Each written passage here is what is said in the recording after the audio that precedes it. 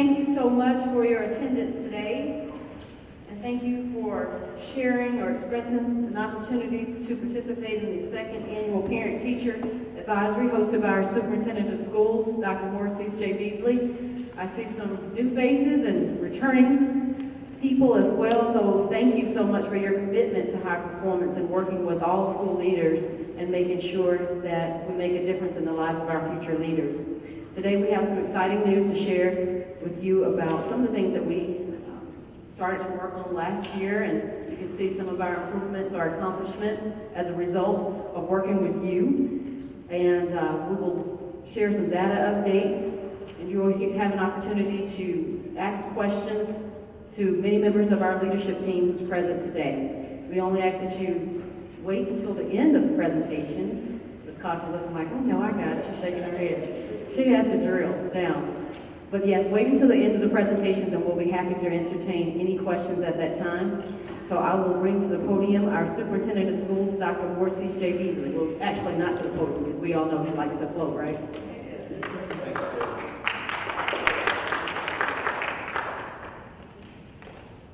Hello, everybody. Good to see everyone. Like I see same faces, right? I'm wearing you down, aren't I? All right. Well, we're not going to hold you too long today because while we have an agenda, many of you have been a part of other sessions in which we've covered some of the same topics. So let's see who we have today. This is parent and teacher. And so how many parents? Parents, raise your hand. Very good. And how many teachers? One teacher. We have another form for teachers, so thank you for being here. Teacher and parent, right, counselor? Very good. So we're glad you're here today. We'll go ahead and get started. Again, you'll hear from several people today, so we'll just be passing the mic. And this will be your opportunity to engage with us, to share, ask questions, and give the team a chance to respond to your questions, concerns, ideas, etc. As we continue to make strides moving our school system in the right direction. And so again, we always want to start out with our vision, which is to be a high-performing school district. You've heard it, and you'll always hear it. You'll continue to hear it. Because we're going to go deeper and deeper with our actions to ensure that we achieve this vision. Our mission, of course, is the daily work. We want to empower our students to meet their personal and academic goals. And today we had a pretty good meeting with about 300 young people, our student advisory. And our young people really want to see our district improve. When young people tell you that, when they ask questions like, what can they do about a peer who disrupted? I mean, young people shouldn't have to ask those questions because those things should be addressed. And so we're working to ensure that our young people have the support that they need to achieve their academic and personal goals. Next, we have our core beliefs, and this, while we have just about 5 statements here, exactly 5, we just want you to know that our work is to ensure that we do always what's in the best interest of our children. And so whatever decisions we make those decisions knowing that our decisions impact the lives of our children, the daily presence, if you will, of our children in our schools. So we want to always ensure that our resources are focused on our children. We understand that education is a shared responsibility. That's why we have these sessions. We understand how communication and understanding among all of us is important to the work. We believe that learning is a continuous process, so no matter where we stop today, we know tomorrow we just pick up and we continue. And then, of course, we want to create a very positive learning environment wherein our students feel like they're respected, they're valued, and clearly they can thrive and learn and aspire to be whatever they choose to be in life. Our goals are clear. We have 5 goals that the board has approved. The first one speaks to academic achievement, and we'll talk today about some of the data so you can get a pretty good idea as to what we're dealing with, the challenges that we are addressing in our school system. Number 2, we want to provide a safe, positive environment. As you know, we want everyone to feel safe because if you don't meet the basic need of safety, it's very hard to self-actualize, isn't it? Be all that students need to like them to be.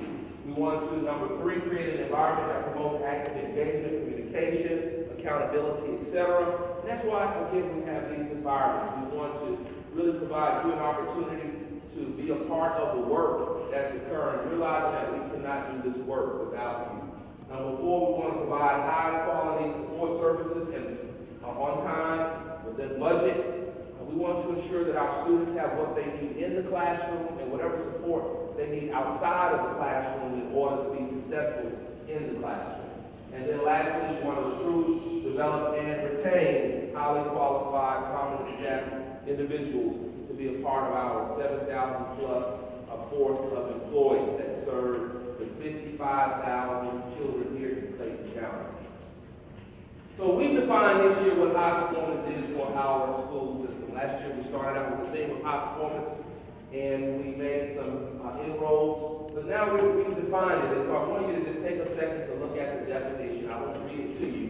And it's on the website. If you want to see the presentation, if you go to the website, you can pull it up now on the link on the left side of the webpage that has critical conversations. If you hit that link, it takes you directly to the schedule of critical conversations into this PowerPoint presentation. But basically, this definition allows us to share that high performance in our community will be that no matter what we're measuring, if it's math scores or reading scores or student attendance or discipline, employee morale, no matter what we're measuring, we expect it to improve from period to period. If we're measuring from 1 month to the next month, we expect to see it improve. We know that sometimes we have the ups and downs in data, but over time, we expect to see our data improve. We expect to see discipline improve. We expect to see attendance, our academic achievement data improve, our AP scores, our whatever we're measuring, we expect it to improve. And the team, when I say the team, all of us as a community, we're working to ensure that that's the case, consistently the case in our school system. So we've identified, and you should know, this is our framework. We started with this framework last year. I don't remember if I actually ever shared this beyond the principals and teachers and school board, but there are 9 characteristics of high-performing school systems or schools that we use as our framework, the basis of our work. You will see, if not all of these 9 characteristics, you will see some combination of them in high-performing school systems.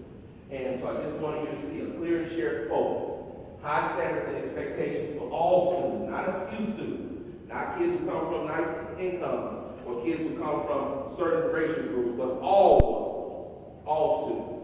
Effective school leadership, high levels of collaboration and communication, curriculum, instruction, and assessment aligned with standards, frequent monitoring of learning and teaching, focused professional development, a supportive learning environment, and then lastly, high levels of family and community involvement. Again, you will see these 9 characteristics in some degree in all schools, and you will see them in some degree in combination in the school system. It doesn't mean that we don't necessarily focus in on a few. Like I can tell you this year, we're focusing in, we always focus in on frequent monitoring of learning and teaching. That's very important to us. We focus in on high levels of family and community involvement. Focused professional development is always a focus and an expectation in our school system. So you will see, again, some degree of these characteristics throughout every school that moves towards high performance and throughout our school system. So at this time, Dr. Wiley is going to come and talk about the strategic plan, and we'd like you to, hopefully you were involved in that process. If not, that's okay. You will have another opportunity, because the strategic plan is a living document, and that process continues to go on even while we speak. Here you go. Good afternoon, everyone. Again, I'm Monica Wiley. I'm the Director of Fine Arts and School Choice. And what you should have picked up, if you didn't, I'll make sure that you get a copy when I'm done, is an abbreviated copy of our Strategic Improvement Plan. For those parents and community members and staff that assisted us with developing our plan, I want to publicly thank you. It was an honor to work with you all. And what you will see is our vision statement, of course, at the top, because that's what we want to accomplish in a foreseeable future. Okay, that's our long-term goal. And then at the bottom, kind of the root of our tree, you will see our mission. Because at the root, you water it every day, not every day, but you know, you water things quite often. You make sure that it's growing, and our mission statement is just that. It is our foundation. That's what we work on every single day. And I know Dr. Beasley covered the mission statement, and then our 5 goals. But on the meat of the paper, you will see our performance objectives. We're really focusing on our performance objectives this year, well, the next 5 years, because we've decided to reorganize our strategic improvement plan. If you did not have the opportunity to assist us with our plan, you will see when you really look at the full document that our performance objectives, all of them, are aligned to our goals. And I say goals plural, because we wanted to ensure that all of our goals were embedded into the performance objectives. And on this document, you will see the we will statement. We will. Those are our initiatives. Those are the things that we will do. We will. And I suggest that you go on our website. It's right there, user-friendly, on our website, a home page, the full document, so that you can see the action plan, the action steps. The action steps will change periodically because that is the work of the district. That's what we're going to do on a daily basis. For example, it was just changed last week, some of the action steps, so that we're ensuring that we are constantly monitoring our plan. And with the monitoring, soon you will see a copy of our not the annual report, our data, let me just say that, our data, how we are monitoring our strategic improvement plan. We're going to upload our data periodically on our website so you can see, okay, how are they doing with action step 2.18? You will see whether or not it's met, not met, in progress, okay? On every 9 weeks is when we're going to start doing that. We've already trying to complete the initial data so that we can upload our baseline, and then sometime in October, early November, we will upload our first 9 weeks progress, where we are as we are working on our strategic improvement plan. We are going to be very transparent with this plan for the next 5 years. And with that, everyone that comes behind me will talk to you about their department and how their department really aligns with the strategic improvement plan, how their department support what we have put on paper and how they're making this paper come to life. And with that, I believe we have a data presentation from Dr. Beasley. May begin first to talk about why there is a need for a strategic improvement plan. So again, thank you, Dr. Wiley. The data is clear. So I want you to see the first thing we start out with here is discipline data. Everybody always wants to know, is behavior well? Well, not all of them. Y'all didn't know that. They're doing better. But we want you to see the number of incidents that we've had in the top 10 areas that we do monitor. You can see the ranking for each of those areas and how the ranking has changed over the course of the last 3 years. So last year, you saw an improvement. That green means a reduction. We saw a reduction, and we would want a reduction in those areas, in all areas. So that's pretty good. So our principals, teachers, and others, and parents are working together to ensure that our students are behaving well. And so clearly, we're seeing an improvement in our behavior incidents, which is a good thing, while our employee morale is increasing, which is also a good thing. You want to ensure that as behavior referrals decrease, teacher morale is what? Increasing. So that's very important. So I just wanted to highlight that for you. You'll hear more about what we're doing to address behavior in our district. The next thing is we want you to see here where we're trying to get to. Our goal is to get to, in 5 years, we want 80% of our kids proficient or higher on any assessment that the state provides or expects us to take. That's where we're trying to get to. Everybody see that? You see the number of red people and the number of green people, right? That's where we're trying to get to. So let's see where we are today. So that means we've got some opportunities. So on average, about 25% of our kids are proficient on the state test. On average, across the board, all grade levels, all subjects. So our goal, again, is to flip the data. We want to turn those red people into what? Green people. That's work. That is work for us to do. And that's why it takes all of us coming together in order to get this work done. So we know the reality, we know where we're trying to go, and so today you'll get an idea of some of the strategies that we're using to get there.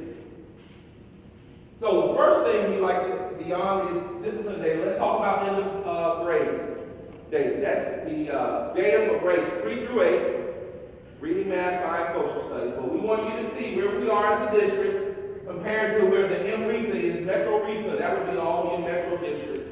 Your Gwinnett's, the Cavs, Cobb's, Fultons, etc., all added together.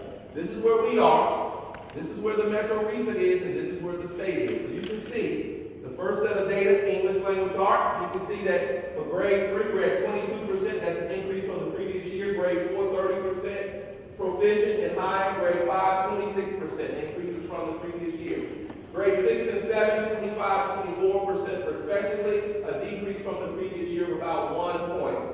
And then grade 8 stayed the same at 28%. So you can see where we are compared to where the MRESA is. Okay, just keep that in mind. So look at the math outcomes. And there was a time when, go back to that other side, there was a time when it looked like the reading data was better than the math data. But now the math data is better than the what? Reading data. So you can see grades 3 through 8, you got 32% in grade 3 and 4. 21%, grade 5 stayed the same from the previous year. We saw a dip of 1 point in grade 6 to 20%, an increase in grade 7 to 23%, and a decrease in grade 8 by 1 point to 16%. And you can see how we compare that to the Metro RESA and to the state of Georgia. And again, all of this is on the website at that PowerPoint if you want to look at it. And always feel free to use it as you're having your meetings in the various community events that you have. And so science and social studies, similarly, you can see how we are in 5th grade. We only test in science and social studies in grades 5 and 8. You can see how we're doing in grade 5 and 8 in science. We went down in 1 point in grade 5. We went up 1 point in grade 8. You can see how we compare to the MRESA in the state of Georgia. And then for social studies, we went up in both grades in grades 5 and 8. And of course, you can see how we compare to the state of Georgia. So we have opportunities here clearly to close the gap with the MRESA and then to close the gap with the state of Georgia. And our goal is not only to close the gap, but to exceed their performance as well. So we know we've got work to do. In the course will be the courses that the students at the high school level take, and there are tests associated with very specific courses. You can see those areas. You may want to correct that T on that content over there, but you can see those areas. 9th grade literature, American Lit, Algebra 1, you can see we went up in most areas where we stayed the same. We decreased by 1 point in American Lit, that would be around the 11th grade. And then Algebra 1, we decreased by 1 point. And you can see again how we compare to the MRESA and the state of Georgia. Opportunities there to close the gap. Now this is the interesting thing. We just saw how we're doing with proficiency. But this is the interesting thing. When the students take their 9th grade lit or 11th grade lit test or the reading or the ELA test, we get a reading score. And so often enough, the kids, our students, for the most part, on average, about 60% of them are on or above grade level in reading. So 60% on or above grade level in reading, but only 25% passing the test. So they can read, not passing the test. So that means we got some work to do, right? We got some work to do. So why did they read and not pass the test? That means we got to make sure that not only are we teaching, but we're teaching the content at the level that they need to perform on the test. And so clearly we want that percent to be higher than what it is. If you look at the percent level or above, grade level or above, we want that to be higher. We want to clearly go higher than the MRESA in the state of Georgia. Our goal is to ensure that the 40% of our kids who are not reading at or above grade level are reading at or above grade level. So we've got work to do. And so I try to tell everyone, wherever we go, the team, we're very clear. We don't really have time to be distracted in Clayton County. We've got to focus on teaching and learning because it is unacceptable for 40% of our kids not to be able to read on or above what? Grade level. And then for those kids who are reading on or above grade level, it is unacceptable for them to sit for a test, sit with a teacher 180 days, sit for a test, and they can read, but they can't pass the what? That is unacceptable. And so we're clear about our purpose. We are here to change the outcome, and we will not get distracted distracted from that. We are very clear. This is our work. This is our purpose for being here. And we're not going to get distracted from changing the outcomes that you see here. Okay? Look at the high school reading data similar to the elementary and middle school data. You can see the percent of kids that are at or above grade level in reading for all of the high schools. You can see the swing of the data from the lowest, I believe, being 60% to some schools at 97.5%. But the kids, clearly, our kids can read. Over 2/3 of them can read, but we've got to make sure that that 1/3 who can't read are reading on or above grade level. And then our advanced placement. As you all know, kids who take advanced placement, these are college level courses. And the expectation is if they sit for the advanced placement test in May, that they should be able to score 3 or higher. 3 or higher, and if, depending on the college may give them credit for that course. The goal is, again, kids to perform 3 or higher. You can see how we're doing by the various high schools. If you look at our 2018 data, and so it tells you the percent of students who actually sat and performed 3 or higher on the advanced placement test.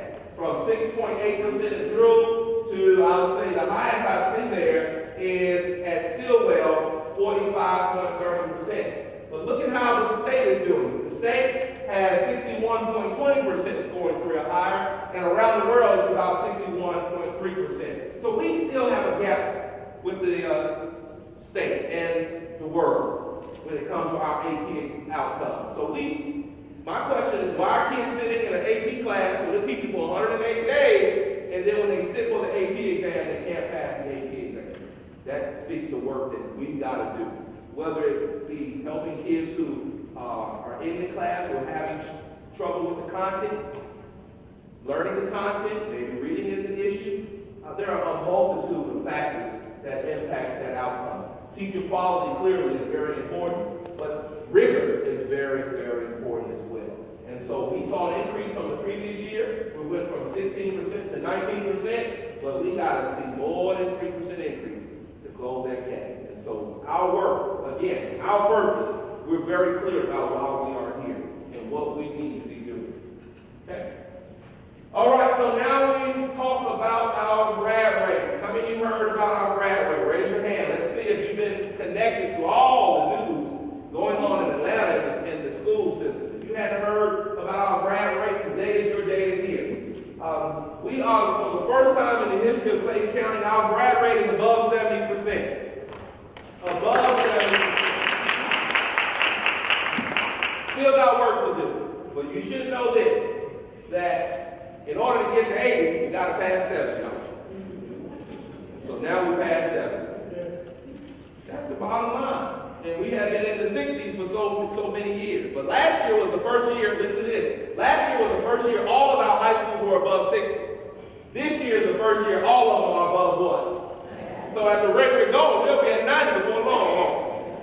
It is exciting. So I want you to know this. We have 11 comprehensive high schools and 1 alternative high school. Out of the 11 comprehensive high schools, all are above 70. 7 out of the 11 are above 80.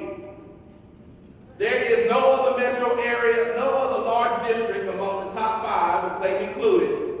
There's no other district who doesn't have a school is in our shape, where all of the comprehensive high schools have 70 or above. Some of them are still in the 60s. Clayton County is not among that group. All of our comprehensive high schools have 70 or above. Y'all should be proud of that. And 7 out of the 11 have 80% or higher. As you can see there. Look, I don't know if you can see. We've got Drew at 70. We've got Elite Scholars at 100. Forest Park at 70. Jonesboro at 76. Now listen to the rest of these. Lovejoy at 83. They went up almost 15 points. Morrow at 80. Mount Zion at 83. Lundy's Mill at 81. They went up 9 points. Mount Zion went up almost 12 points. North Clayton at 71. Lundy's Mill at 81. Riverdale High School at 80.66. Stillwell at 100. Now, we have one school that's our alternative high school. It had the lowest one, and we expected it to be low. We understand the challenges. These are students that possibly should be out of school, but But they dropped out or they're on their way to dropping out, but we're doing our best to keep them away. In school, their grad rate is at 34%, but listen to this. You all know in our competitive nature, we pulled up all the other alternative high school data in the metro area. And there is lower than ours. We have the highest one. So give even Perry County a great round of applause.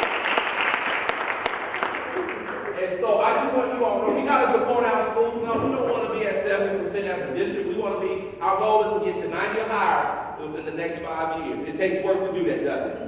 We got to make sure our kids are learning. We got to make sure they're coming to school. We got to make sure that they're connected to what's happening in our schools. They're going to class. They're passing classes, et cetera, et cetera, et cetera. But it takes all of us to do that. It's just not the job of the superintendent or the cabinet or the teachers or the principals. It takes the parents, the community, everybody coming together to move that data in the right direction. We want to make sure that our kids feel a sense of hope when they come to school. I don't believe kids wake up every morning and go to school to fail. Do you? No, none of us. Did you wake up this morning with the belief that I just want to fail today? Nobody. Who does that? And so we've got to make sure that failure is not acceptable in our schools, that that is not the norm, and that when there are situations where kids are not doing well, that we provide them the support that they need in order to improve and to move forward. But we clearly support the effort. I won't go over all the strategies that we're addressing, but you all should know we are working diligently. This is what I call adaptive work. It's smart work. You got to have smart people, principals, and teachers in order to do this work. Smart people and caring people, because this is a people's business, isn't it? This is about children, and sometimes children don't care how much you know until they know you what. You care. And so we got to make sure we have the right amount of caring, but we got to also have the right amount of intelligence in order to do this work in a very smart fashion. And so we have some very comprehensive strategies that you'll hear a few momentarily, but you should know we're working to improve what's happening in every classroom. You should know that we're trying to engage those 9 characteristics that I talked about earlier. We're trying to make sure that we have to some degree, those characteristics in motion in our school system. And if we do that and we do it consistently well, we should see our data continuously improving. We're continuously working on improving our grad rate. Now, I won't go through all the strategies. If you read the grad rate announcement, you saw the strategies listed in that communication. And it's still on the website for those of you that are interested in reading that communication. And so what we'll do very quickly, I believe we're going to pitch it to teaching and learning, because I think it's important for you to know what we're trying to do in the classrooms that we believe is going to help accelerate our outcome. And so, Christy, are you coming to do construction updates? So Christy Heath is going to come to talk about rigor and relevance, and then after that, we're going to talk about some things and resources that you have as parents at your disposal to help us in this work. Good afternoon, everyone. I hope you're doing very well. My name is Christy Heath. I'm the Gifted Advanced Learning Intervention Coordinator, and I'm very, very lucky that I get to work with teaching and learning. I've been in Clayton County for 30 years, and so this is my heart, is being in the school system.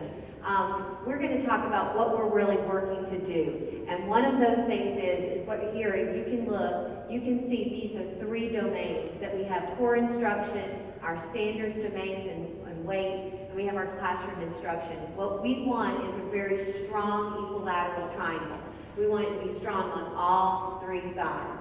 And for that to happen, we have to have a good core curriculum, and we have that. That's what the state provides us, as well as we shore that up with what we work with. From there, we also have our domains, which comes from our Georgia Milestones Assessment.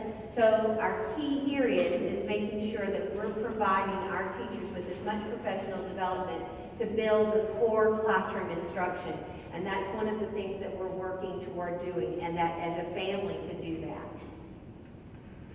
One of those ways that we're doing that is we're bringing in something called rigor and relevance. And what we're looking at is we have been doing more of our instruction at this level, the A or the B. We're keeping it at, we're just doing what students need to know. But we're not pushing students to think, and that we're not getting them to work through and have real life problems that they're actually solving.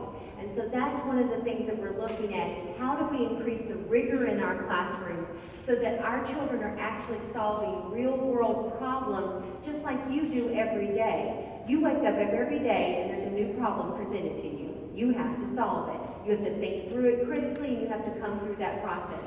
We want our children to walk out of our schools to already automatically know what that is and how that process works. And that, yes, it's hard sometimes, and sometimes it makes us want to just scream, but we have to do it, and we have to go through that process. So this is what we're doing. We're doing a lot of professional development throughout the entire county on this.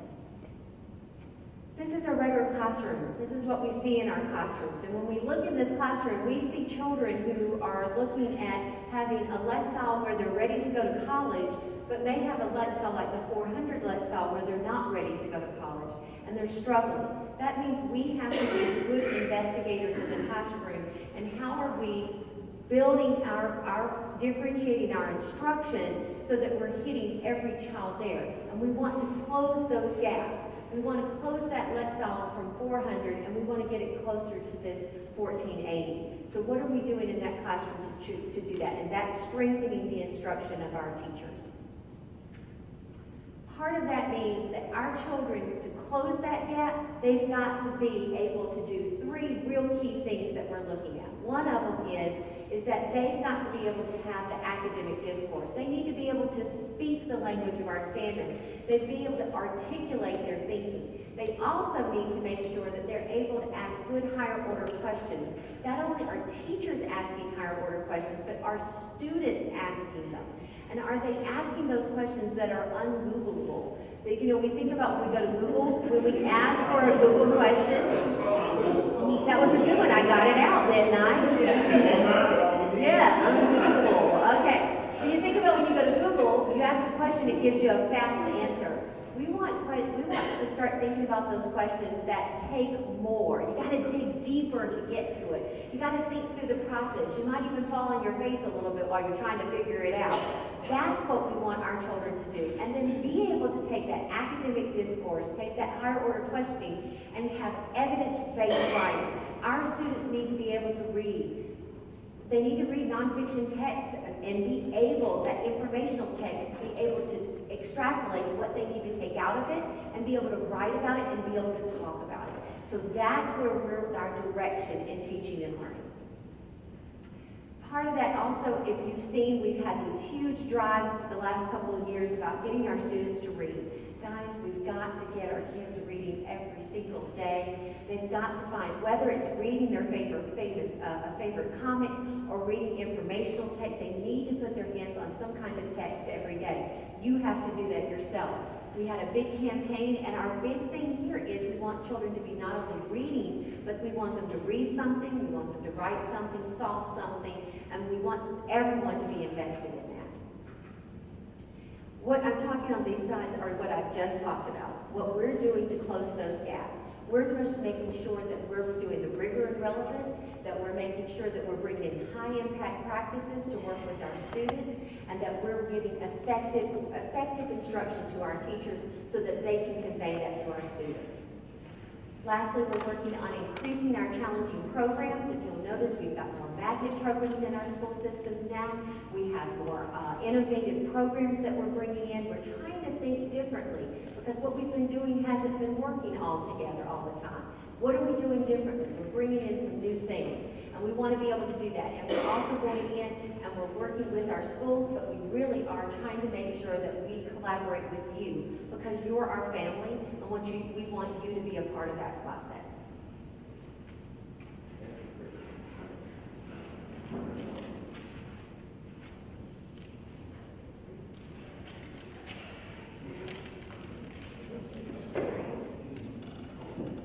Good afternoon. Jim told me to be very brief, so everything Dr. Beasley just said. and big. So in order for us to be able to do all that, just think of it in terms of this. There's got to be a culture and a climate that's conducive for teaching and learning to take place. That just doesn't happen with children walking into our schools every single day being ready and prepared to learn. There has to be a ritual and routine. There's an expectation that children are supposed to know exactly where they're supposed to go, and teachers have to be in certain places. Dr. Beasley put up something earlier, those discipline referrals. So and Dr. Nunez speaks to this quite a bit too, and I hope I'm still in the thunder, but there's a report that we run called the Big 7. And it tells us, it's some data that tells us when and where referrals are taking place. Let me give you an example. If we see that there's a higher percentage of referrals taking place in the hallways, then because of our experience and expertise, that tells us that there's teachers that are not supervising students during transition. So it's the expectation that when children are moving, there's always an adult that's supervising. That means we have to have eyes on adults eyes on children at all times. So part of the rituals and routine and the culture, climate, training that the principals and the assistant principals went through this summer speaks directly to that. So what they created was a standard operating procedure of what it looks like in your school, and that every single staff member in your school understands exactly what it's supposed to be at all times. And each school created that. So when the students arrive on the property in the morning, on the buses, you have adults out there supervising them as they exit the buses. There are designated entry points to the building that the students have to go through and enter through. If it's a middle, high school, or elementary, students typically congregate in elementary school, maybe the cafeteria. Middle of high school, it may be some in the cafeteria, maybe breakfast, some in the gymnasium.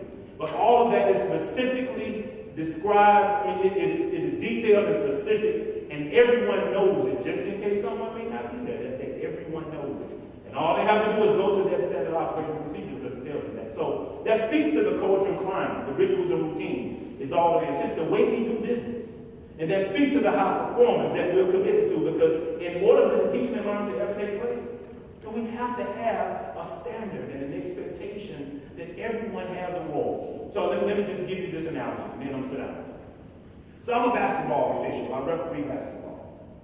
And if you probably never ever paid attention to this, you watch NBA, college basketball, high school, there are 3 basketball officials or referees on the court at all times. Now, they don't all have the responsibility of watching the entire court, believe it or not. Each one of them have an area of responsibility. Each one of them have 1/3. They have 1/3 of the court that they're supposed to watch during the whole time. So if they're on this side, and this is their 1/3, they can't call a foul over there because there's a person over there who's responsible for that. So we have a principal, we have assistant principals, we have teachers. What I'm trying to get you to understand is that everyone has an area of responsibility. Everyone comes together. Like when you see it, they go to commercial break during the basketball game. But what happens is the officials are coming together if you have a live basketball game, because they're talking about the play that happened and they want to make sure they got the call right. So in a school that an incident takes place, and we see that there are some deficiencies in a certain area, then there are academic coaches, there are instructional personnel, coordinators that will go to the school and assist them, and they look at the data, analyze it, and say that, okay, this is our problem, and we need to make sure that we get the call right. It's the exact same concept. It's the area of responsibility. Everybody has that area of responsibility.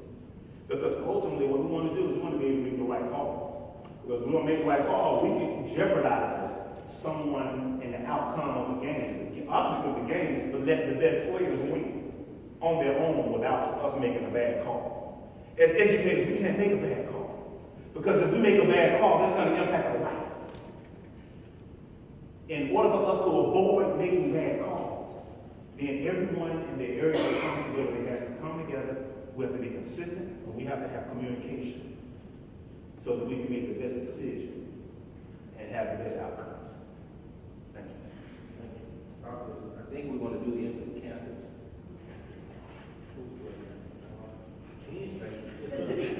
This person focus.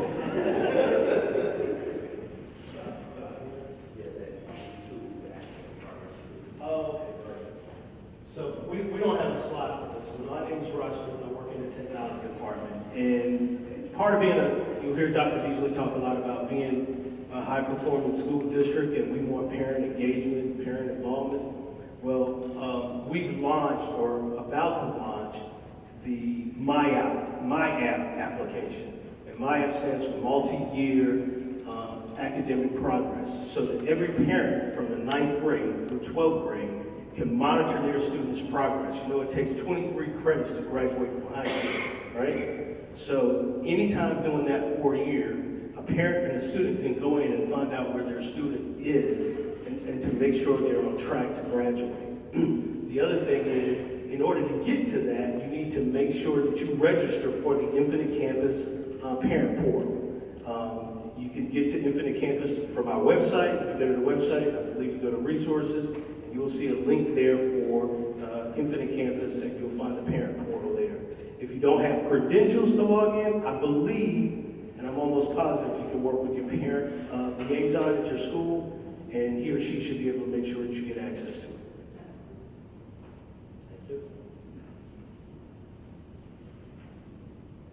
Thank you so much. This is not indicated on our agenda, but we're actually going to get an update from Mr. Ronald Joseph in regards to our SPLOS 5 and 6. Good afternoon, everyone. My name is Ronnie Joseph. I'm the Director of Construction. And quickly, as far as SPLOS 5, I'm going to update you all as far as what we'll be doing for this year. Expect renovations at Jonesboro High School as well as Riverdale High School. We will also be at Adamson Middle and North Clayton Middle and 4 elementary schools for typical renovations. SPLOS 5 will expire in December of 2019, which transitions to SPLOS 6.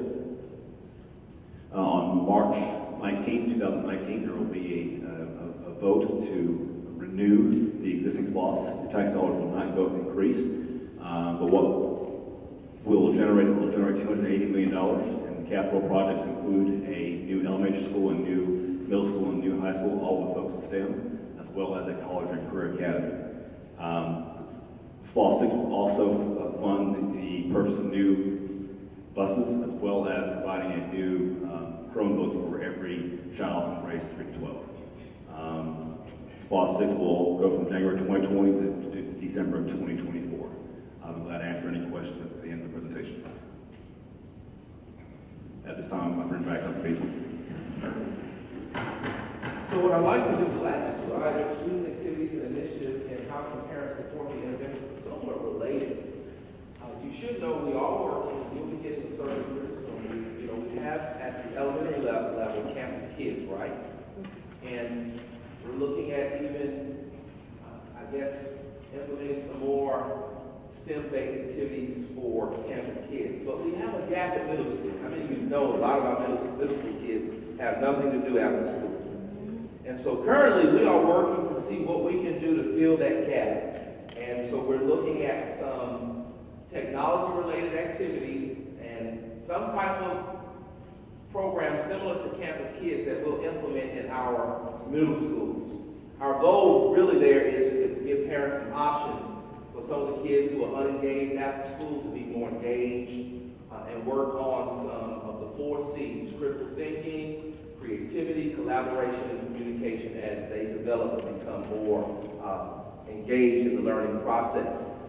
You should know that relative to the reading data that we mentioned, last year we implemented a tool, iReady, and so students can use that tool to work on their reading and their math skills. We need our kids working on those reading and math skills.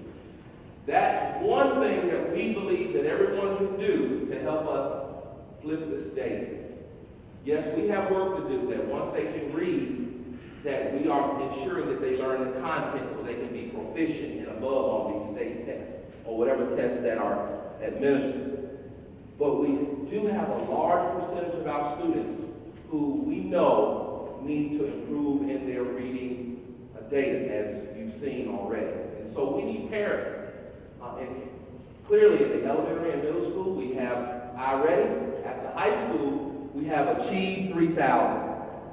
Those tools are adaptable, and students can spend as much time as you will allow them or expect them to spend on those tools, working on their skills. So no matter where they are, let's say I'm in the 9th grade, but my reading skill is on the 6th grade level. That Achieve 3000 will assess me, it will provide instruction, it will provide me ongoing assessment, and it will ramp me up to where I need to be and beyond. But not just for remediation and get kids up to where they need to be. It can also help students get where they need to go. we've got a lot of kids who plan on going to college, right?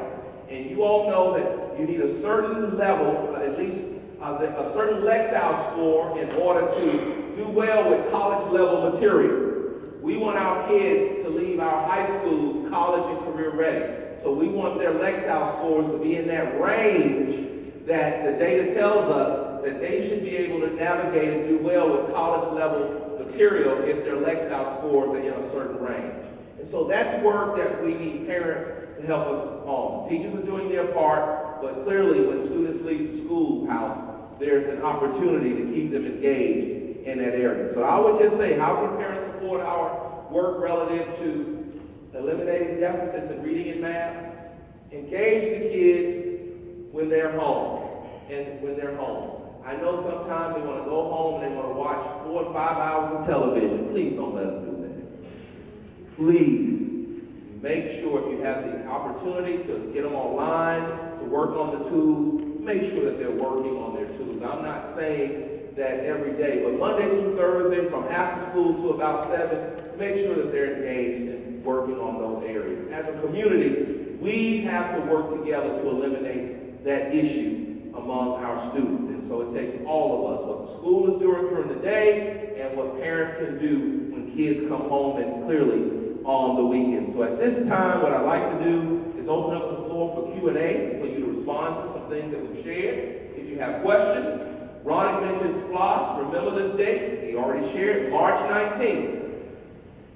He already shared the projects. We sent out, how many of you got the communication we sent out about SPLOS in your email? Very good. If you didn't get it, I have to figure out why you didn't get it. Let Jada know so we can make sure you're added. But remember this, while we can't tell you how to vote, we are planning for a new Morrow High School. We're planning for a new Forest Park Middle School. We're planning for a new Lovejoy Elementary School. We're planning for a new College and Career Academy. We're going to continue with our extending learning beyond the classroom. We're giving Chromebooks to all of our kids in grades 3 through 12 over the course of the next 3 to 4 years. Just know this. I can't tell you how to vote, but if you vote no, I can tell you if the referendum fails, you will not get any of these things. Yes. You won't get them. Because there are no other funding sources other than the renewal of the 1 penny on every dollar. So this community has to decide for itself what it wants for its what? Its children. I know how I'm going to vote. You should know how you're going to vote. Does that make sense, everybody? And so now when you leave here today, you are well within your right to tell folks how you want them to vote. I would just say this to you. Our children, they heard today exactly what's being planned. We'd like to continue with the work. We'd like to continue to move the district forward. But again, we can't do it on our own. It takes all of us. And the community voting on this referendum will give us an opportunity, if it passes, to continue with this work that we've started. So Q&A now. Any questions? Raise your hand. Good evening. Good evening. I'd like to know, how do you determine the priorities for where the SPLOS funding is going?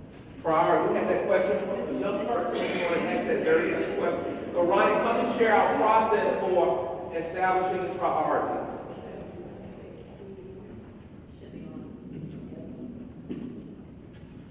Hello again. How we do our priorities. So every 5 years we do a local facility plan. We work with the Georgia DOE to determine what are the facility needs: new roofs, new HVAC systems, aging low voltage systems, and we allocate $1 for each facility. We present the priority list to the board, and then we work off that list, starting from top to bottom. Now, the reality is we have a lot of facilities. A lot of buildings built in the 1990s, a lot of buildings built in the 80s, a lot of buildings built in the 70s, a lot of buildings built in the 60s, and believe it or not, a lot of buildings built in the 50s. There's a correlation as far as the amount of facility needs and the age of the facility. So if you notice, lost 3, 4, and 5, we started from the 50s, the 60 buildings, the 70 buildings, and now we're right about the 80 buildings. The fact of the matter remains, structures like Lovejoy High School, Mount Zion High School, Cantrip Middle, for a time we thought those were our newer facilities, but in reality they're now 30 years old. So if you look at the new priority list, those facilities are first to come. What about those schools where, active schools where you have a number of trailers outside and things of that nature? Do you think that it's important to build more facilities? Give us a school, give me an example that has a number of trailers out there. Morrow High School. My child goes to Unidos, You know? and that school not only has a lot of trailers outside, but they have a pest issue, They have a what? a pest control issue. And so going there for open house, the staff is excellent. My child is learning. But I feel that the school is busting at the seams. I understand there are waiting lists for students to go there. The school is very small. So I'm wondering, when do you guys plan to build them a new school? Okay, let's make sure you're clear. Unidos is a school that was recently added to our Yes. offering of schools. It was a charter school prior to, and because it was in a failing status, they lost their charter, and now we're in control as a board. So Unidos, but even when I came to the district almost 3 years ago, they were having construction work done in that facility, were they not? Correct. And so they've had some renovations, construction, etc. Now trailers, and I want to say that at one point all of those trailers were being used, but I don't think that the population warrants all of those trailers in use right now. Am I correct? And so we have seen an improvement, and Unidos has gotten attention. So I appreciate the question. I appreciate you advocating, and I'm confident that at the right time, Unidos will come back up again. It's just not that time right now. But I appreciate the question. We really do, and their performance has improved since the day I walked in the district. Oh, yes. We made them a priority. So Yes. we want them to keep doing what they're doing. But I want you to know that we have Unidos on our mind. Unidos has gotten attention within the last 3 years. However, we've got other schools that have need, and we're following our priority list. Now, will Unidos come back to the list? Of course it will, but it won't be this time. Oh, that's fine, but, your answer was quite spirited. That's just right. You've been around a while. You know what's going on. But I do appreciate that, and I do understand that, due to construction schedules and things of that nature, because of the gentleman talking about at school ages and things of that nature. But hey, I wanted to know. I just want to make sure while my child's there, I will see construction. As you should. As you should. Thank you for the question. Next question.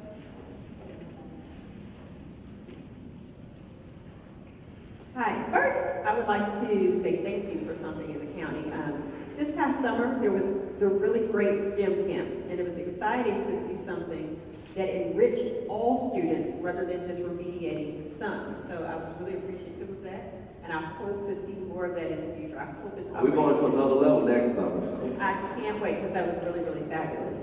Sure. The question that I have is about the AP courses in the county.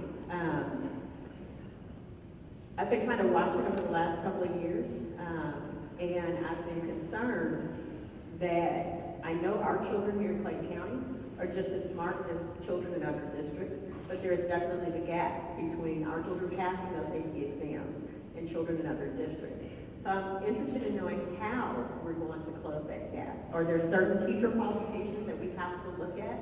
And as a parent, I've also seen,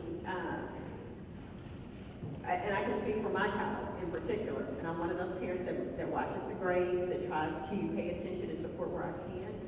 One of the things that I've noticed is that sometimes those students seem to struggle even in the classroom passing the teacher-created exams, let alone the big AP exam at the end of the year. So what needs to happen to close some of that gap for our brighter students? Because I believe if we hold our expectations high for everybody, then the entire district rises. Well, I want to let Christy share, because Christy works with our advanced placement program. But I'll say this, it wasn't until last year, was it, Christy, that a lot of our AP courses, they were not using AP college level resources. So how can you expect a kid to navigate college level text, but they're using high school level textbooks? And so last year we made sure that we fixed that issue. And so we should see that impact over time. But Christy can speak to the training that we're doing specifically to with the advanced placement, and she may want to also speak to what she's doing to help with the quality of professional learning relative to teachers actually teaching up to the students. So we're doing a couple of things. One was we went back and made sure that all AP courses have the AP text that would go along with the curriculum that the College Board put out. So that's one thing we've done. The other thing is we're making sure there is an I policy that if a teacher teaches a AP course, they must be highly qualified in the subject. They must also attend the correct professional development each year and within 5 years. And then we also need to make sure that they are either gifted, endorsed, or know how to work with high achieving students. So we really pushed that. We've started making sure that we are trying to make sure that 5 to 10 AP teachers per school are going to advanced placement summer institutes every summer. So that's one thing we've really been doing for the last 2 years. I'm real excited that we have just gotten a National Math Science Initiative grant. This is a multi-million-dollar grant that's focused on professional development, not only for the teacher 3 times a year, but for students also in their AP courses in math, science, and ELA. And we actually will have sections throughout the school year where the National Math Science Initiative will come in and they will not only train the students, but they train the teachers, which is hoping to give you that.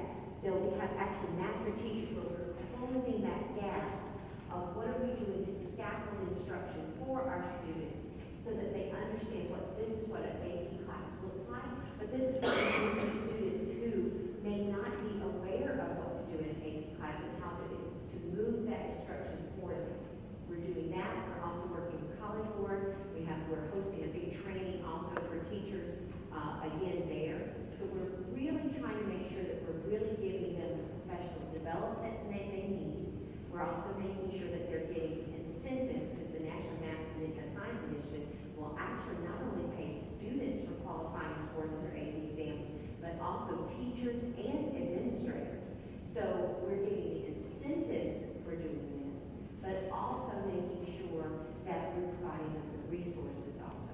So that has been a big push for this last 2 years to really try to what can we do to help our teachers and our students in the course. Christy, will you mention the resources that students have access to in order to do well in AP? I know we have the Khan Academy. So all students, and this is every student, whether they're in an AP class or not, they can go on, after they take the PSAT and as a 10th grader, they can register with Khan Academy. Guys, any of you, if your students are with Khan Academy, if they spend up to 20 hours practicing SAT or PSAT tests, they show that they can increase their SAT score by 150 points. So get your child registered with Khan Academy so that they can practice SAT tests as well as for PSAT. They can also practice for any College Board classes, AP classes. So that's one thing. We also have the Achieve 3000. Achieve 3000 is not for just a remediation. It's for pushing kids beyond.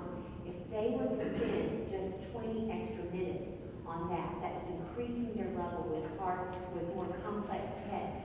That's going to also get them to do things like that. So we have those resources. We have the Khan Academy, we have the Achieve 3000. We want them, they can also go use any of them. The College Board website is a wonderful website to use. You can go in, they can go and register, go and apply which colleges they wish to go to. They can apply for grants through that. So there's also, there's all kinds of different things that they can do with that also. So I want to make sure we're clear. When we have about 40% of our students who are not reading and doing reading on or above grade level, we don't have any restrictions for kids taking AP. So we may have in some of our AP classes kids who are not reading on or above grade level. And so that just basically gives the teacher another level of challenges that they have to address as they're teaching the content. So I think it's important. The teachers are doing what they need to do. We're training them to address and to be more clearly to have more rigorous quality instruction. But I will say this, we also need our kids, if you want to earn a 3 or higher, you know, if the teacher has taught for that 1 hour at AP, you gotta go home and do something. And so we need our kids spending more time doing what, if it's a college level course, I just remember all of us had to spend time studying college level material, didn't we? You just didn't not study, you had to study in order to do what? To produce. And so we need our students to understand that it's just not about saying I'm in advanced placement and feeling good because it's on your schedule. There are some behaviors that need to go along with that. And that means we need to study beyond the time that you're in class. Guys, we also have the AP dual enrollment parent meetings this year. They've sent out a communication about that. Please come to that. We'll go into far more detail at those meetings. So AP parent meetings. AP parent meetings. Very good. And dual enrollment parent meetings. Excellent. And those releases are going directly to everyone's inboxes as well. So, and that, you know, last year we saw an increase of what, 700, almost 700 kids participating in advanced placement and dual enrollment. And so we're expecting to see an increase even more this year. While we're increasing participation, we want to also increase the test scores. So that's just our work. Good evening, everyone. My name is Brenda Harrison. I am a member of the Clayton County Library Board of Trustees, and the best connect for the Clayton County Public School System is the Clayton County Public Library. We are the extension of what they stop at, we pick up. We're open to 9 o'clock in the evenings when most schools are closed. We have a huge number of computers. We have drone classes, robotic classes, music production, reading for the toddlers. We got to start before they get in the school building. And this stuff, y'all already paid for it in your tax dollars. It doesn't cost anymore. So you've got to take care of these resources, preparing you for the SATs, entrepreneur classes, you name it, it's there. And if you need somebody to get into your school from the library, call me. I'll make sure it happens, to come and do a presentation, to let you know how we can connect with our students. And it's not all about college. We've got to prepare those children that have technical skills. Because I know a whole bunch of electricians, plumbers, those mechanics make a lot more money than PhDs. Don't tell me that. I'm telling you. So I'm just saying, True though. know that the public library is available to you, and we've got them in practically every community. We're adding one brand new one over here in Riverdale.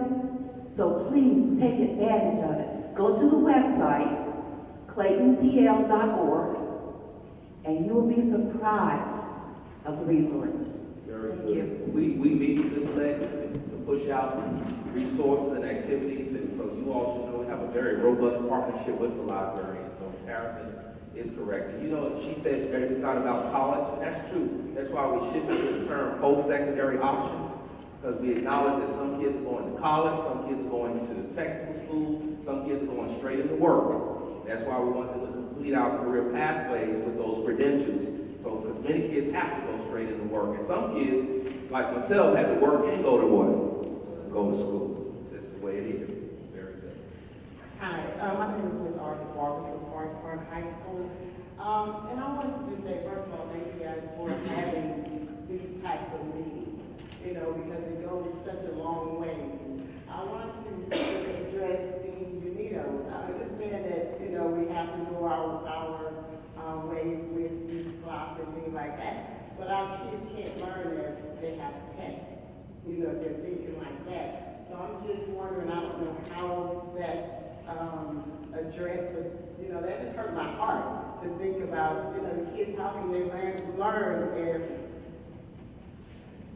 things are running around, you know? So I think that we need to look into that. I know we can't build a new UNITO school right now, but we can put some bombs or something in these schools. You already had a staff member who got that, and they're checking on that right now. Okay. And let me make sure you all are clear. The first thing we're going to always check to see if your principals have submitted the work orders to acknowledge, to inform us that there is an issue. So always ask your principals, have you submitted this to central office as an issue? So because we do have pest control, we have exterminators. Is it working? That's another question. That's why we need to hear. And so these forums are important for us to hear, to see, because if we're paying for an exterminator, but I keep hearing we got all these pest issues, my question is, what are we paying for?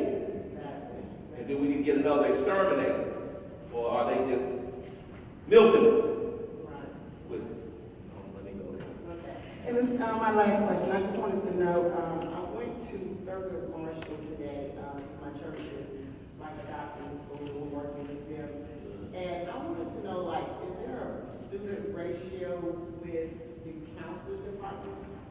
We have an average, and there's a national standard that's suggested. I couldn't tell you what our ratio is today, but we do have an allotment where, depending on the number of students at a school, they get so many counselors. So we do have a ratio. Some schools have one counselor, depending on the number of students or enrollment. Some may have 1.5. It just depends on the enrollment. But we do follow an allocation for all positions in our school system. All right, thank you. Dr. Beasley, my question is, as a former Clayton County employee, I can attest that we train for Clayton County, it's still we, train teachers like no other district. Unfortunately, other districts are taking the talent from Clayton and using them.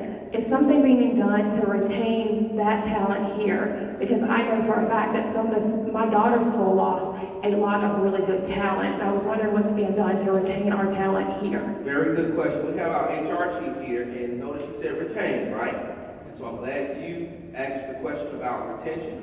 And Dr. Wilson will share where we are today and how many vacancies, but what we're actually doing to retain. And notice you said school. Sometimes it's not all schools, it may be particular schools, and so he can address that as well. Good afternoon, and thank you for the question. I apologize my back being turned to you all. In terms of retention, we took a look at our data and in talking with other school districts across the metro area, I've come to the conclusion that we necessarily don't have a problem with the shortage of teachers. The challenge we have is retaining quality, effective teachers. So this year we formed a retention task force that will take a look at our first meeting, I think it's October 2nd or 4th. We'll take a look at retention across the district. What can we do as a school district to retain our teachers? There are a number of factors that we can probably predict will be issues in terms of retention. We're going to take a look at them. We're going to present them to the superintendent, and some of them may end up going to the board in terms of actions that we need to take as a district to address the issue of retaining quality employees. Although most people may think pay is the number one issue, it really isn't.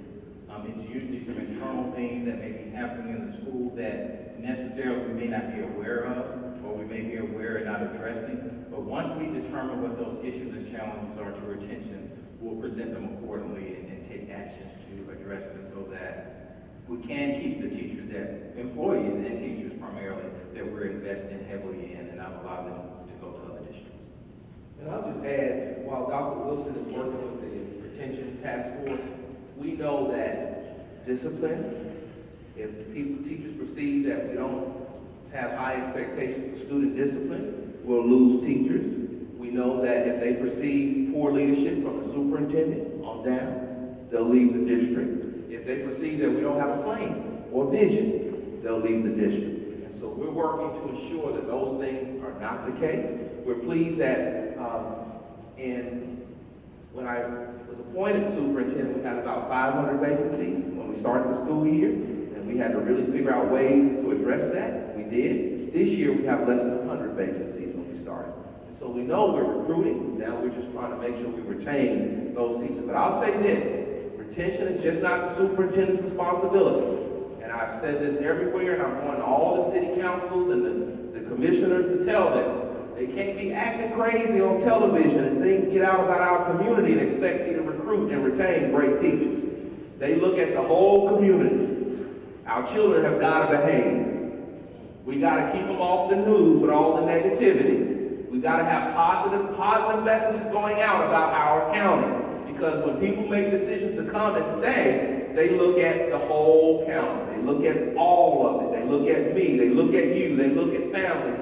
It all matters. So we're all responsible for teacher retention. What images are we sending out about our children in this county? And that's why we try to push out all the positive messages. And when there are issues, we address those concerns. Remember this. There are many high-performing school districts that have issues. But one thing you'll see in many high-performing communities, they don't address their issues in a manner that makes their children look bad or their schools look bad. Does that make sense? Because they know they want to draw people and retain people, quality people, and they know people pay attention to those images and those messages that they send out. I have another question, I'm sorry. My other question is, I'm a fine arts magnet parent, and I love the program. I love the fact that other districts just don't have what we have here, and our students are very talented. I do have a question about the middle school, though. We've gotten now, we'll have K-PACE as a standalone elementary, and we have Stillwell, which is the beacon for all schools, as our high school. Are we going to look for something for our middle school students as well, so that they have a standalone that feeds into our high schools, or will that be, I know the SPLOS will be so far down the line? Well, Dr. Wally, you want to respond to anything about school choice? I want to say we've got the K-5, K-PACE. 6-8, MD Roberts is fine arts, and then from there, they can matriculate if they qualify to go to Stillwell. So we do have a vertically articulated pathway, and that's just one area, fine arts being clearly an important area, but it's just one area. So I don't know if I really understand the question, if they'll have a standalone. Well, now PACE used to be part of Jackson, And now they're by themselves. And Stillwell used to be part of Mount Zion, and now they're by themselves. So I was wondering if Roberts will ever break off and have their middle school magnet separate as well. That's a to be determined. Not really sure. Not really sure. And what we're trying to do, I think, is important. We need them collaborating. If those K-5 kids feed into the middle school, we need them collaborating. And so right now, the locating of PACE to the MD Roberts campus, because of space being available there, is our solution. We'll see how long that solution lasts, or if there needs to be another solution after that, depending on the number of students, etc. I want to know what is being done to ensure the qualification of the teachers that are being placed in the DES classes. Or you have some DES students that are in regular classes or modified classes, but teaching-wise, I've noticed those students they're missing, they're lacking. So, as far as the regular teachers are they receiving extra training to help these students? And in the modified classes, are these teachers, is it being ensured that these teachers are qualified to teach these students? And you have a lot of them that are on different levels. So, qualifications of the teacher, do they have qualifications to address the students? So I'll let Dr. Wilson speak to the qualifications of all teachers, in particular special ed teachers, and then we'll talk about the training that all the teachers need. Okay. Thank you for the question. In terms of the qualifications for teachers, there are state standards that all school districts must follow in terms of the minimum requirements that any teacher who teaches in a public school must adhere to. So all of the teachers meet the minimum qualifications. Now, are all of them expert teachers? Probably not. And that's where the professional learning comes into play in terms of a teacher who may need additional support. The DES has coordinators in place. Our professional learning has opportunities in place. There are teachers for this year who are maybe hired on a waiver, meaning that we may have waived testing qualification. Those individuals are in a waiver academy. It's the first time we've done that this year, where they're required to attend professional learning to make certain that they are getting up to par if they're not, and enhancing the skills that they may have. But in terms of the different disabilities, if you will, that the students may have, in order to teach certain populations of students, teachers have to meet certain qualifications or have certain credentials in order to teach that population. So they do meet the qualifications of the state, but it sounds like you're speaking of on top of that, what are we doing? And that's where it comes into the professional learning that we must provide to our teachers. So you should know we're looking at all the data, teacher evaluation data, and we're prescribing some professional learning, working with principals, where, as Christy mentioned, we're working on rigor and relevance, so that would be all teachers knowing how to use high-impact instructional practices. But content is also an area that we have found that we've got to keep working on. As I told you, 60% of the kids can read, but only 25% are passing the test. See, that's a gap. That means, why are we not teaching those kids up to their level of ability? And so that's ongoing work. And so that training, as Dr. Wilson shared, is occurring as we speak. It's a revolving door sometimes. That's why we got to stop the loss of teachers. Because sometimes we train them up, and we lose them, then we get another group that we got to go through the same process and do what? Train them up. So we got to stop the flow out so we can keep those. We train up to our quality teachers so we can start seeing the investment that we're making.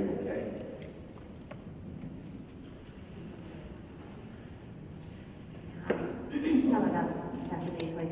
I just want to speak about the rigor and relevance training that the teachers are receiving. I'm a teacher at Riverdale Elementary, and I spoke to you at the last meeting about the plan for it, because I was very excited when I heard about it at the beginning of the year, but I didn't quite understand what the plan was to help us actually get there, from like quadrant A to quadrant D. But training is kicking in now. And we had our first last week, well, it's the second, but it was awesome. And I wish you could share with the parents the rubric for the rigor that teachers are learning to do with our students. I just think that we may need more training than through February. We will. As you know, that is ongoing work. So no matter where we are this year, we'll have to pick up and continue to train beyond that. That is not a stop and get activity. And we will be sharing some information with our parents so they can kind of help us from their angle, from the house, from the home. Right. So Dr. Lee is working on a communication now about that will go to all parents and students. Wonderful, So, wonderful. merging of information with the faculty, teachers, and then the students, and then the parents should help accelerate us in the right direction. Okay. And I also want to speak about the curriculum. I'm very pleased with curriculum, some of the new curriculum that we have in the district, the iReady. I know it was implemented last year. January. And I really did not get, teachers are learning it and we're trying to figure out how to use it, and they're learning. This year, I've been able to see it and see how valuable it is, for not just for the students, but for teachers as well. But my question is, the pacing, and I'm speaking from kindergarten, the pacing with iReady is different from the pacing for the state. So I like the way the state, I like the way iReady has set up, It's adapted, so it moves kids at their pace. And so it can go as fast or slow down as much as a student. Right, It's but I'm adapted to- speaking from teachers, if I'd like to be able to teach it in the way that they teach it, going from step to step. But we're having to bounce around a lot because, like for instance, we just got finished teaching numbers 1 to 10 in using the state's curriculum. But the iReady, I kind of feel it might be a little more rigorous and maybe teaching it in a more, in a way that makes more sense, because they're not just teaching 1 to 10, but they're teaching adding within 1 to 10 and So- subtracting between. You say you're kindergarten, right? Uh-huh. And So we intentionally only start I-ready in, I believe, second grade. This is math, the I-ready Okay, math. it's math, I-ready This is math, okay. Yeah. So, yeah, we don't do the reading, we're just doing the I-ready math. So, I wonder if it's possible, maybe in the curriculum, looking at the pacing for next year, so that the teachers are teaching in the same progression that the students are getting in on the computers when they get in there, because they're getting to addition and subtraction, and we haven't taught it yet. So they're running into trouble when they're trying to take it. Well, let us look, Christy. She's writing that down so we can take a look at that. Very good. I love the resource. It is awesome. That's what we want you to do. Use it and see it. Help us use it to get kids where they need to be. So we would like to have some comments. I just wanted to say thank you guys for the new boards, the new dry boards that we've gotten. The interactive boards. Oh God, those are awesome. You like them? Oh my God, yes. Those boards, and the kids love them. I like And the students, yes. The student teachers love them. So thank you for that. One other thing, what are we doing about uniforms? I know we had a survey. Yeah. Well, we talked to our students about that today. So we did the survey. I believe it closed yesterday, right? We had over 10,000 people to respond. I have not looked at the results yet, I know. So what we're going to do now, we're going to continue to have these conversations, and I'd like you all to share your thoughts in this platform. We'll end with that, as a matter of fact. Yes. But at some point, I'll have to make a recommendation to the board to either stay as is or implement some other type of dress expectation other than a school uniform. And so we're studying the issue. We're looking at data to see, the impact of uniforms, and we're just trying to think critically about it and figure out what's the best way to do it. I'll tell you right now, and you all feel free to weigh in, as I know you will, that we're not inclined to mess with the kindergarten and the middle school, K-5 and 6-8. We're just talking about high school kids. They've asked us to reconsider, and so we're trying to engage them, and we're reconsidering. Will the board accept whatever recommendation we take? I don't know. But we're going to try to frame it in such a way, we're working with the students and the principals of the high schools to understand, for them to understand that we need them focused on teaching and learning and not on what they're wearing. So whether there's a uniform or dress expectations, I need to know that kids, the discipline is not an issue, attendance is not an issue, that our kids are taking advantage of all these resources, instructional resources and opportunities in moving themselves towards college and career readiness, period. And so we're going to try, so I'm thinking of some creative ways of approaching the idea, but I'd like to read your thoughts. And I'll tell you, no matter where I go, there are those who love uniforms and those who say get rid of them. So y'all about half and half as well. So no matter what I do, somebody ain't gonna like it. Got a question over here, Dr. Good evening, Dr. Beasley. I'd like to say, like everyone else, thank you for your spirited and heartfelt work that you're doing in the county. I really appreciate that. Piggybacking off the uniforms, as PTO president at K-PACE, we are experiencing some pushback from a lot of parents who are not happy with the where Dr. Jackson has the uniform policy going, as far as, only wear neutral color shoes. And then they're asking me, what can you do? I'm like, I can't do anything. So my question to you is, how much leeway do parents have in the magnet programs as far as uniforms are concerned? I've talked to Dr. Jackson, she says it's about national certifications and things of that nature. I just want to make sure I'm giving parents the correct answer when they're asking me to, write letters to the superintendent about uniforms. I'll tell you this, and we can look at that, Dr. Wiley, but whatever the expectation is, it should be in the school choice guide, right? Yes. And so that's the expectation. Is it anything beyond what's in the school choice guide? I got concerns, because I don't want those issues to be our conversations. I just need to see, because even at K Pace, I need to see reading and math scores improve. Does that make sense? And I'm trying to be real nice with that mic, with that camera.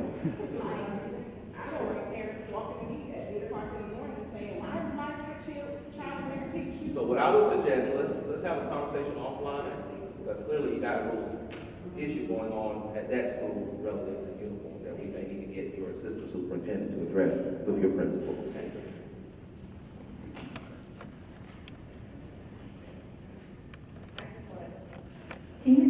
I just want to make a comment about uniforms. I appreciated the survey. I do have a younger child, but I also work with older children in my profession. I understand their need for independence and all of that. However, my issue about not having uniforms is that usually young women are objectified unnecessarily. Young women are more likely to be penalized regarding what they're wearing rather than young men. So if uniforms are the answer to ensure that no one is penalized for what they're wearing, then I'm all in for that. But I do believe you still can be independent and show your personality with a uniform on. So your comment speaks to the complexity of this issue. And that's why we're really studying the issue so we can bring to the board a very informed recommendation, okay? But that just speaks to the complexity of the issue. Believe you me, we even talked about that. We're talking about that. Any other questions? So not one of you told me whether or not you should keep uniforms or not. So y'all are in favor of uniforms? Not in favor? Not in favor? It's about half and half. So no matter what I'm doing, I'm going to pay somebody. So I'm just going to get ready for that. Ma'am, right here.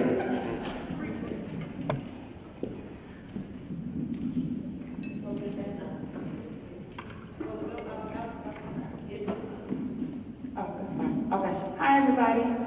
I'm April Bramble. I'm a teacher and a parent, so both. So, the reason I said no is because I'm at Open Campus where we have like a relaxed dress code, a virtual academy, and the product is there. They're working, they're comfortable, they're happy. Now, when they come in with tights, holes above the knees, okay, now you gotta, and that's like maybe 3 or 4, like it's not a lot. As a parent, I was at Forest Park today, and when I looked around, I was like, oh my God. If they had to send home the children that didn't have on uniform, nobody would be at school. You know what I mean? So I think it's more of a thing of trying to get the children to come to school, to be comfortable, to be happy, but not to, you know, you gotta go home and the parents don't have the money and, you know, all of that, it just gets to be a lot. I don't know, but I think that we should have, like we have, you have to wear pants, you can't wear things that are inappropriate, you know, that kind of teaching tool, that employability skill stuff, but I don't think we should make it a heavy issue, because it just becomes a battle. It becomes a battle that is 5 or 6 administrators, and you're talking about 2,000 children. If they revolt, what's going to happen? You know what I mean? So. See how complex the issue is. Thank you for sharing that. Helping us to see even more how complex the issue is. That being it, well, thanks everybody for being here. Your feedback has been helpful. The questions have been helpful. We'll see you the next time. And I do want to see the parents. Thanks everybody.